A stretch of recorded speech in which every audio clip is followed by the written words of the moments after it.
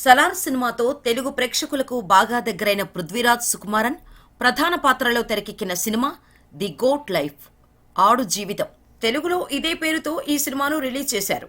తెలుగులో మాత్రమే కాదు, తమిళ, కన్నడ, మలయాళ, హిందీ భాషల్లో సైతం ఈ రోజు సినిమా ప్రేక్షకుల ముందుకు వచ్చేసింది. మలయాళంలో డీసెంట్ సినిమాలు చేసిన దర్శకుడిగా పేరు తెచ్చుకున్న బ్లెస్సీ దర్శకత్వంలో ఈ సినిమాని విజువల్ రొమాన్స్ బ్యానర్ మీద నిర్మించారు.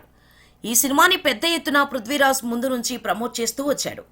దానికి తోడు ఈ సినిమా అనుకున్నప్పటి నుంచి ఒక విజువల్ రూపంగా తెరకెక్కించడానికి 16 ఏళ్లు పట్టిందని, సుమారు 6 ఏళ్లు దాని ట్రాన్స్ఫర్మేషన్ కోసమే పట్టిందని చెప్పడంతో ఒక్కసారిగా అందరిలో సినిమా మీద ఆసక్తి ఏర్పడింది. మరి అలాంటి సినిమా ప్రేక్షకులను ఎంతవరకు ఆకట్టుకుంది అనేది ఇప్పుడు రివ్యూలో చూద్దాం. ఆడు జీవితం కథ. కేరళలోని హరిపాద్ అనే టౌన్ దగ్గరలో ఉండే ఒక కుగ్రామానికి చెందిన నజీబ్ మహ్మద్ స్వగ్రామంలో డబ్బులు సంపాదించడానికి ఇబ్బందులు పడుతూ ఉంటాడు. గల్ఫ్లో ఉద్యోగం చేస్తున్న తన స్నేహితుడి బావ తరపున ఉద్యోగానికి వెళ్లడానికి అవకాశం ఉందని తెలియటంతో సుమారు 30,000 రూపాయలు అప్పు చేసి గల్ఫ్ వెళ్తాడు. గల్ఫ్ వెళ్లిన తర్వాత అతని కంపెనీ ప్రతినిధులు వచ్చేలోపు ఒక అరబ్ వ్యక్తి ద్వారా కిడ్నాప్కు గురవుతాడు. తాను కిడ్నాప్ అయ్యాను అనే విషయం కూడా తెలియకముందే అతను తీసుకువెళ్లి ఎడారిలో గొర్రెలను మేపేందుకు రెడీ చేస్తారు. ఎన్నో మార్లు తాను ఈ పని చేయలేనని చెప్పినా సరే వినకుండా అరబ్ వ్యక్తులు అతన్ని గొర్రెలు మేపే పనిలోనే ఫిక్స్ చేస్తారు. 1-2 సార్లు తప్పించుకునే ప్రయత్నం చేస్తే అరబ్ వ్యక్తులు దారుణంగా కొడుతూ ఉండటంతో ఇక చేసేదేమీ లేక అదే జీవితానికి అలవాటు పడతాడు. అయితే తనతో పాటు గల్ఫ్ వచ్చిన హకీంను ఒకరోజు చూడటంతో అతనికి తప్పించుకునే విషయంలో ఆశ కలుగుతోంది. ఒక ఆఫ్రికన్ వ్యక్తికి రూట్ తెలుసు అని, అతను మనం తప్పించుకోవడానికి సహాయం చేస్తాడని హకీం చెబుతాడు. హకీం, నజీబ్ ఇద్దరూ నరకం లాంటి ఆ ఎడారి నుంచి బయటపడ్డారా? ఈ క్రమంలో ఎలాంటి పరిణామాలు చోటు చేసుకున్నాయి? చివరకు బయటపడ్డారా లేదా అనేది ఈ సినిమా కథ. విశ్లేషణ.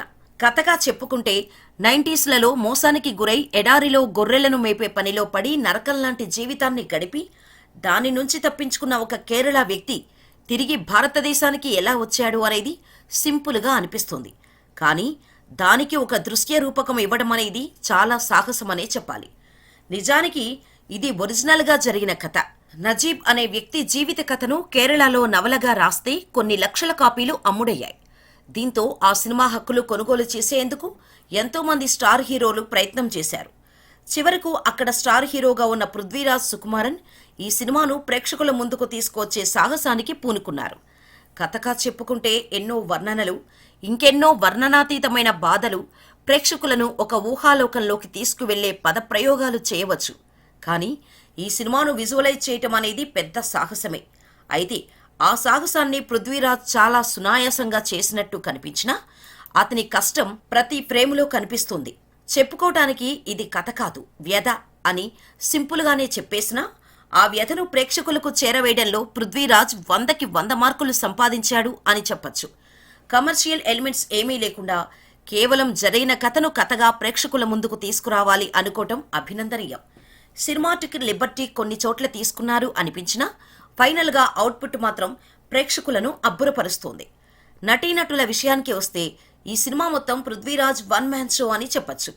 ఇతర నటీనటులు ఉన్నా సరే మేజర్ పార్ట్ మనం పృథ్వీరాజ్ను మాత్రమే చూస్తూ ఉంటాం. అతని నటన మేకోవర్ అనితర సాధ్యమనే విధంగా పృథ్వీరాజ్ ఆకట్టుకున్నాడు.